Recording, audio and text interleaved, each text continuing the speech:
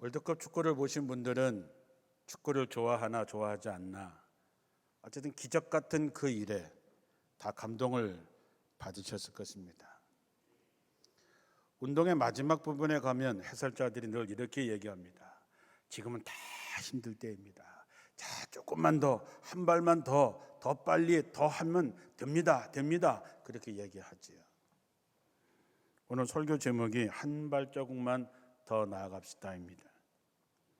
제가 축구를 보고 결정한 것은 아니지만 우리도 남보다 한 발자국만 더, 남보다 조금만 더, 한 번 더 최선을 다하는 모습을 통해서 누구인가 감동을 주는 사람이 되었으면 좋겠습니다. 하나님께서는 창세기 28장에 산 인간들에게 복을 주시면서 이렇게 말씀하십니다. 생육하고 번성하여 땅에 충만하라. 생육하고 번성하여 땅에 충만하라. 이것이 하나님의 소원만일까요? 우리도 우리들의 자녀들을 키우고 손주들을 보면서 그들에게 우리가 하고 싶은 말은, 그래, 너희들이 점점 생육하고 번성해서 이 땅을 정복했으면 좋겠다라고 하는 마음을 가지고 계시죠.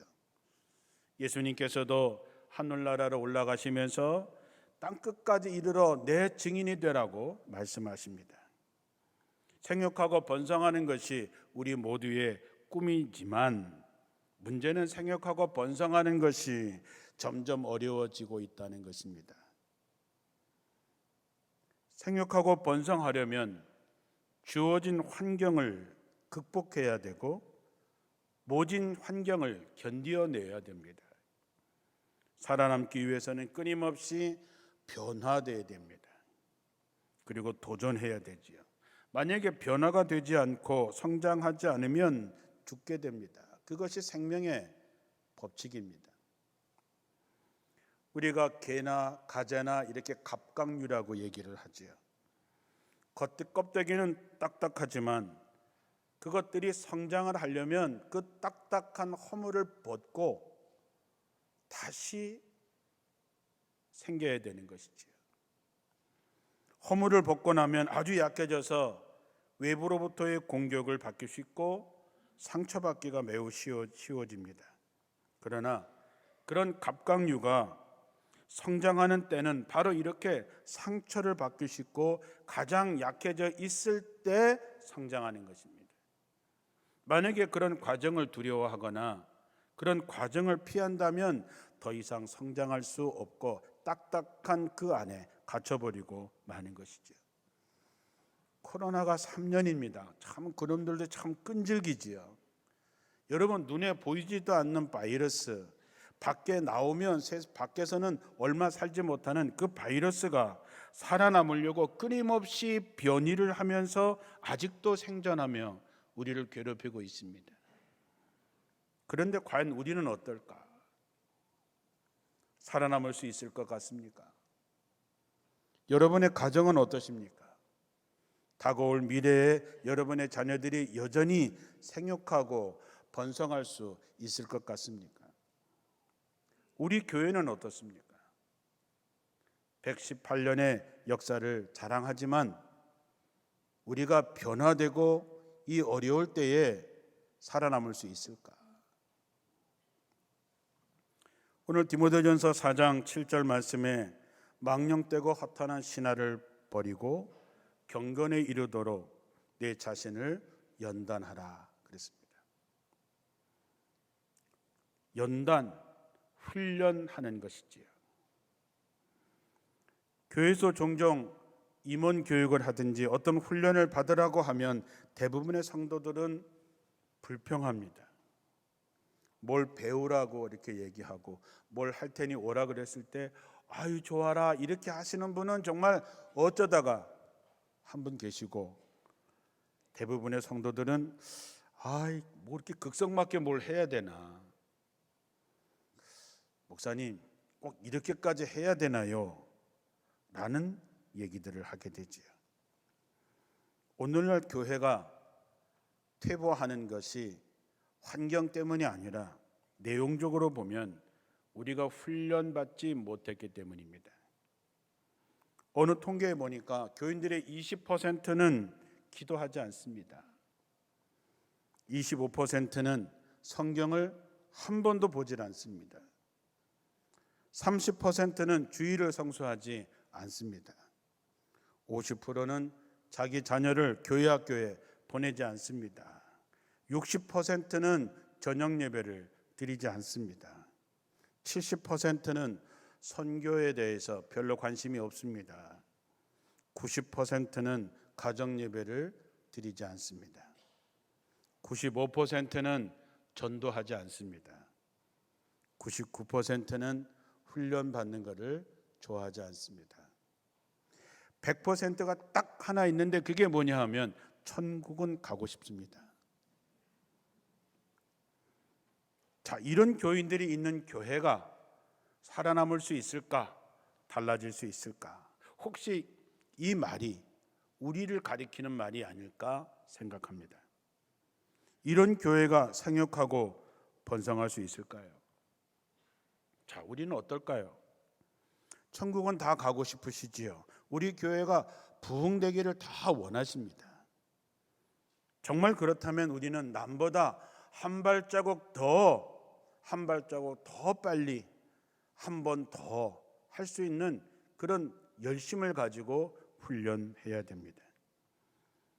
군대에서 훈련받을 때 교관이 이렇게 얘기했습니다. 너희들이 훈련받을 때 흘리는 땀 한 방울은 전쟁 때 피 한 방울하고 똑같다. 마음에 늘 새겨집니다. 우리가 훈련받는다고 흘린 그 땀방울이 전쟁터의 핏방울하고 바꿀 수 있습니다. 여러분, 아무리 좋은 차가 여러분에게 선물로 주어진다고 해도 운전할 줄을 모르면, 훈련되지 않았다면 그 차가 무슨 의미가 있겠습니까? 예수님께서 공생애를 할 때에 수많은 기적을 베푸셨지만 그것보다 더 중요한 것은 뭐냐 하면 12제자를 훈련시키신 것입니다. 예수님이 베풀었던 모든 기적은 다 사라졌지만 예수님의 제자들을 통해서 생겨져 전 세계에 퍼진 그 복음은 오늘날 우리를 있게 했던 것이죠. 왜 우리가 훈련과 연단이 필요할까? 첫째는 직무 수행을 위해서 우리가 연단하고 훈련해야 됩니다. 교회에서 문제하는 누가 문제하냐? 훈련받지 않은 열심 때문입니다. 모르는 사람은 오히려 큰 문제가 아닌데 잘 알지도 못하면서 열심히 하는 사람이 문제가 될 때가 많습니다. 잘 모르면서, 쉽게 말하면 어떻게 운전해야 될 줄 모르면서 사람을 태우고 간다라고 하는 것은 더 큰 문제를 만들 수 있는 것이지요. 우리는 교회의 머리가 되시는 그리스도 안에서 각 지체라 그랬습니다. 그렇다면 여러분은 각 지체이고 여러분에게는 성령을 주셨고 성령의 은사도 주셨고 재능도 주셨습니다. 왜? 하나님은 자기가 쓰려고 하는 사람에게 할 수 있는 모든 능력을 준 거지요. 문제는 뭐냐? 내가 그것이 뭔지를 모른다는 것이죠. 여러분이 교회의 각 지체라면 내가 어느 지체인지를 모릅니다. 하나님께서 내게 어떤 은사를 주셨는지, 어떤 재능을 주셨는지 모르고 설사 안다 하더라도 그것을 잘 활용할 수 있도록 훈련하지 않는 것이지요. 그러면 우리가 교회를 건강하게 만드는 것이 아니라 오히려 교회를 병들게 할 수 있습니다. 다음 주면 당회가 열립니다. 우리가 당회를 맞이하면서 2022년 한 해 동안 모든 성도들이 나는 지난 1년 동안 무엇을 했나? 나는 내 일을 위해서 얼마나 연단하고 훈련했는가를 돌이켜 봐야 됩니다. 우리는 자기의 직무 수행을 위해서 정말 열심히 배우고 훈련해서 정말로 노련한 사람이 될 때에 우리가 무엇을 하든지 간에 거기에는 좋은 결과를 가져올 수 있는 것이죠.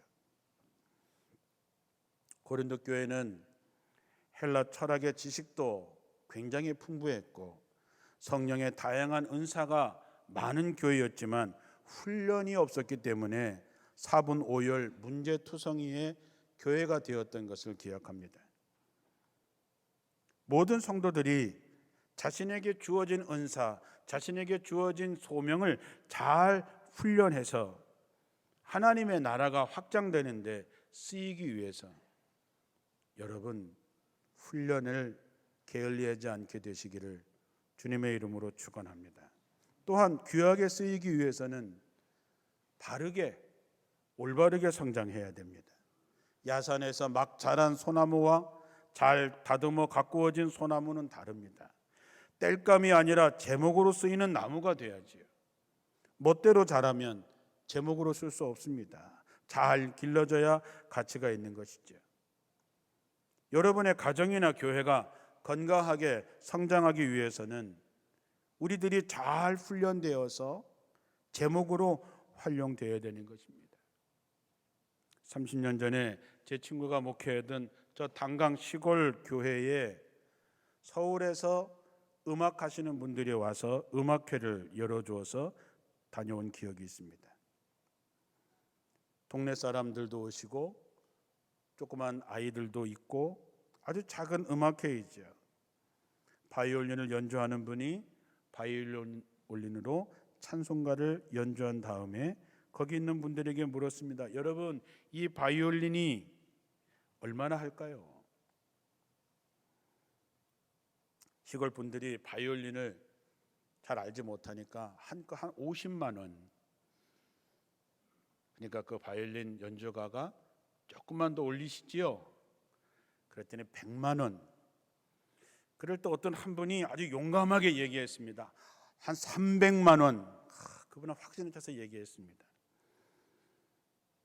그러자 사람들이 설마 그런 눈초리로 그분을 보고 있을 때 그 바이올린을 연주하는 그분이 여러분 이 바이올린이 5천만 원짜리입니다. 이렇게 얘기하셨습니다. 동네 사람을 포함해서 다 깜짝 놀랐습니다. 왜냐하면 그때 단강 동네에 집 한 채 값이 500만 원에서 600만 원 했기 때문에 저 작은 게 자기네 동네의 집 10채 값이라니 깜짝 놀란 거지요. 그때 그 바이올린을 연주하던 분이 앞에 있는 교회학교 아이들에게 이렇게 얘기했습니다. 여러분, 이 바이올린이 불쏘시개로 쓰면 아무것도 아니지만 이렇게 바이올린으로 만들어져서 연주하게 되면 참으로 귀한 것이 됩니다. 여러분이 잘 자라서 공부도 열심히 하고 교회도 잘 다니고 기도해서 정말로 세상에 하나님 앞에 이 바이올린처럼 귀하게 쓰여지는 그런 사람이 됐으면 좋겠다. 그 말이 제 마음속에 남아 있습니다. 하나님은 우리가 잘 자라기를 원하십니다. 제목으로 잘 자라기를 원하시죠. 하나님 나라를 위해서 귀하게 쓰임 받기를 원하십니다. 그렇다면 우리가 그렇게 하기 위해서 사도 바울의 고백처럼 날마다 자기를 쳐서 복종시키는 훈련도 하고 순종하는 훈련도 하고 기도하는 훈련, 모든 훈련을 해야지만이 우리가 하나님 앞에 쓰임 받는 귀한 사람이 될 수 있는 것이죠. 세 번째는 목사님의 동역자가 되기 위해서 훈련해야 됩니다. 세상에서 가장 아름다운 이름 동역자입니다. 갱그레아 교회의 베베 집사님, 브리스길라와 아굴라 부부를 얘기하면서 사도 바울은 저들은 나의 동역자다. 저들이 있기 때문에 내가 있고 내가 있기 때문에 오늘날의 교회가 있는 것이다 라고 얘기를 합니다. 여러분은 저의 동역자이십니까? 왜 또 가만히 계십니까? 동역자 맞아요. 여러분이 교회에 나와서 이렇게 앉아 계신 게 동역자예요. 저녁에 오시면 진짜 동역자예요. 여러분, 뭔가 크게 엄청난 것이 아니라 여러분이 저를 위해서 기도하는 거 다 압니다. 그게 동역이죠. 예배 시간에 와서 자리를 잡고 있는 거 동역이죠. 지휘자 레오폴드 스토코프스키라는 사람이 있었습니다. 그분이 필라델피아 오케스트라를 맡아서 어느 해에 베토벤의 서곡을 연주하는데 퍼포먼스 중에 하나가 뭐냐 하면 트럼펫 연주자가 무대 뒤에 이렇게 숨어 있다가 딱 때가 되면 딱 나타나서 연주를 하는 거죠. 그런데 건물 관리인이 왔다 갔다 하다 보니까 웬 사람이 무대 뒤에서 이러고 앉아 있는 걸 보고 이놈이 연주를 망치려고 작정을 뭘 하려고 하는구나. 그래서 그분을 사람을 덥석 끌어안아 가지고 밑으로 끌어내렸습니다. 그 연주가 어떻게 됐을까요? 결국 그 연주는 망치고 말았습니다. 왜냐하면 트럼펫 주자가 나와야 될 때 트럼펫 주자가 나오지 않았기 때문이죠. 건물 관리인은 연주를 망치지 않게 하기 위해서 그를 끌고 갔지만 결국 그것 때문에 연주가 망쳐진 것이죠. 건물 관리인이 그 열심히 큰 실수를 저지르고 만 것입니다. 교회도 마찬가지입니다. 여러분이 교회를 위해서, 목사님을 위해서 뭘 한다고 하지만 훈련받지 않으면, 연단받지 않으면 오히려 방해가 될 수 있다라고 하는 것이죠. 예수님께서 십자가를 지시고 고난과 죽음을 당해야 된다고 얘기했을 때 베드로는 주님, 그렇게 하지 마십시오. 십자가 지지 마십시오. 고난 당하지 마십시오. 우리 사랑하는 주님이 그렇게 하시면 안 됩니다 라고 얘기했습니다. 베드로는 정말 예수님을 사랑했기 때문에 그렇게 얘기한 것이지만 예수님께서 오히려 고맙다라는 얘기가 아니라 사탄아 내 뒤로 물러가라. 내가 하나님의 일은 생각하지 아니하고 사람의 일을 생각하는구나 하면서 크게 책망을 받았습니다. 배우고 훈련받지 않으면 이렇게 되는 것입니다. 심지어 사탄의 일을 돕는 결과도 갖고 오게 되는 것이죠. 바라기는 여러분, 목사님들에게 좋은 동역자들이 되어주시기를 주님의 이름으로 축원합니다. 훈련받은 사람에게는 능력이 나타납니다. 능력이라고 하는 말은 다이너마이트라고 하는 말입니다. 다이너마이트가 뭔지 아시죠? 폭발적인 힘이 나타납니다. 그런데 우리가 정말 알아야 되는 것은 존 칼빈은 그리스도인들의 가장 큰 능력은 방언이나 입신, 기사와 이적이 아니라 사람을 감동시키는 능력이라 그랬습니다. 저는 이 말씀에 100% 동감합니다. 힘 중에 가장 큰 힘이 뭐냐? 감동시키는 능력입니다. 최근에 누구에게 감동받으신 적이 있으십니까? 아니면 내가 누구에게 감동을 준 적이 있습니까? 복음을 전하는 데 있어서, 사람을 변화시키는 데 있어서 가장 큰 능력은 감동을 주는 것입니다. 내년에 우리 교회 표어를 세 단어로 제가 정했습니다. 공감, 공감이 되면 감동, 감동이 되면 동역. 한번 따라해 볼까요? 공감, 감동, 동역. 이것이 인간이 가지고 있는 가장 큰 능력이라고 하는 것입니다. 빌립이 나다나엘을 전도할 때에 나다나엘이 이렇게 얘기합니다. 야, 나사렛 그 총구석에서 인물이 나올 수 있겠는가? 그때 빌립은 나다나엘에게 딱 한마디만 합니다. 와서 봐.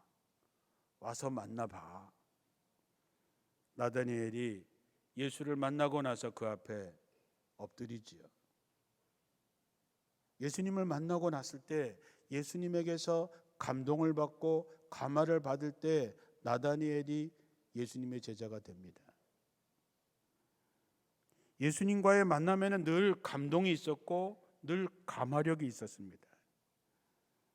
세례 요한이 감옥에서 제자들을 예수님께 보내서 당신이 내가 기다리는 메시아인지 아닌지를 확인하는 질문을 하게 됩니다.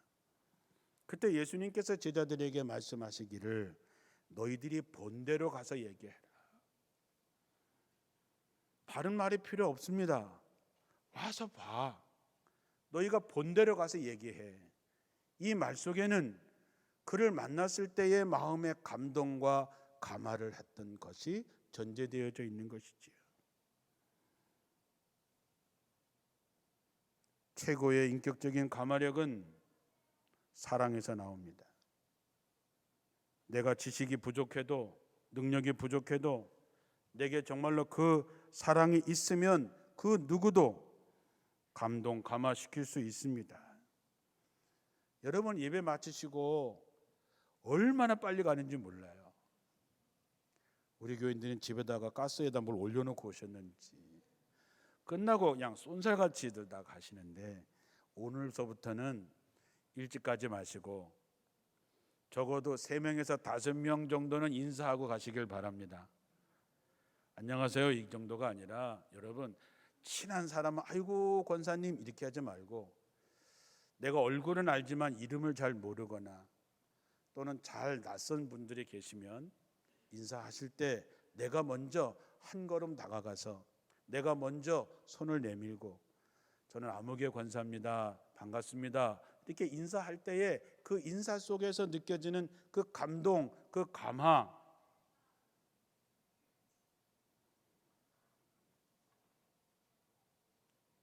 내가 남에게 대접을 받기 전에 내가 먼저 대접하는 가운데 사람의 감동을 시킬 수 있는 그런 여러분들이 되시기를 주님의 이름으로 축원합니다. 그렇게 하기 위해서는 성령의 사람이 되어야 됩니다. 우리 힘과 능력으로는 어렵습니다. 우리 의지를 가지고는 어느 정도까지는 되지만, 그러나 끝까지 갈 수는 없습니다. 사도행전 8장에 보면 에베소 출신의 학식 있는 아볼로의 이름이 나옵니다. 그는 참 훌륭한 인품을 가지고 있었고, 그는 지식으로 잘 가르치는 훌륭한 교사였습니다. 그렇지만 성령을 몰랐습니다. 세례 요한의 세례만 알았지 성령 세례를 알지 못했습니다. 사도 바울이 그곳에 가서 교우들에게 물었습니다. 너희들이 믿을 때에 성령을 받았느냐? 교인들이 성령이 뭔지 모른다 그랬습니다. 맞지요? 지도자인 아볼로가 성령에 대해서 알지 못하니까 그 교회 성도들이 성령에 대해서 알 수가 없죠. 성경의 지식도 훌륭하고 인품도 훌륭하지만 성령을 알지 못했습니다. 그래서 사도 바울이 그들에게 안수할 때에 성령을 체험하게 됩니다. 그러자 에베소 교회는 풍부한 지식에다가 인품에다가 성령이 역사하자 놀라운 부흥의 역사를 이루게 됩니다. 스가랴서 말씀에 힘으로도 능으로도 안 되나 오직 성령으로 된다고 말합니다. 주님의 일도 가슴이 뜨거워야 하는 것이고 성령의 체험이 있어야 확신을 갖고 일하는 것 아니겠습니까? 미국의 유명한 복음 전도자 무디 목사님은 성령 충만한 복음 사역을 하셨던 분입니다. 그런데 그분이 기도를 하기만 하면 처음 믿는 사람들처럼 아주 간절하게 주님 제발 제게 성령 충만하게 하옵소서라고 기도했습니다. 제자들이 이상해서 물었죠. 아니 목사님, 성령 충만 받지 못했습니까? 아니 성령 사역을 하시는 분이 왜 이러십니까? 그랬더니 목사님께서 말씀하십니다. 성령 충만 받지만 나는 깨진 쪽박 같아서 날마다 받아야 한다네. 저는 그 말이 마음에 많이 남습니다.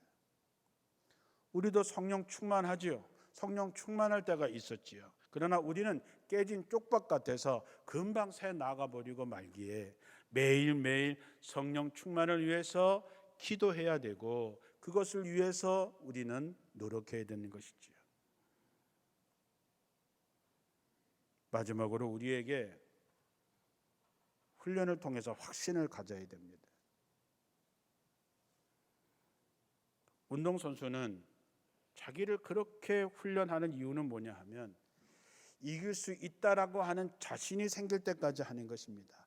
여러분, 자신감이 있어야 싸워서 이기지 주눅 들어가지고 가서는 이길 수가 없는 것이지요. 로마서 말씀에 내 믿음을 시험하여 확증하라 그랬습니다. 우리 스스로 믿음이 얼마나 확신을 갖고 있는지를, 정말 흔들림이 없는지를 한번 점검해 보라는 것이죠. 내가 이렇게 믿어도 되나? 내가 정말 제대로 믿고 있나? 내가 바른 신앙을 갖고 있나? 이렇게 믿어도 되나? 이렇게 믿어도 천국에 갈 수 있나? 끊임없는 자기 성찰과 각성을 가져야 된다는 것이죠. 여러분, 천국에 대한 확신이 있습니까?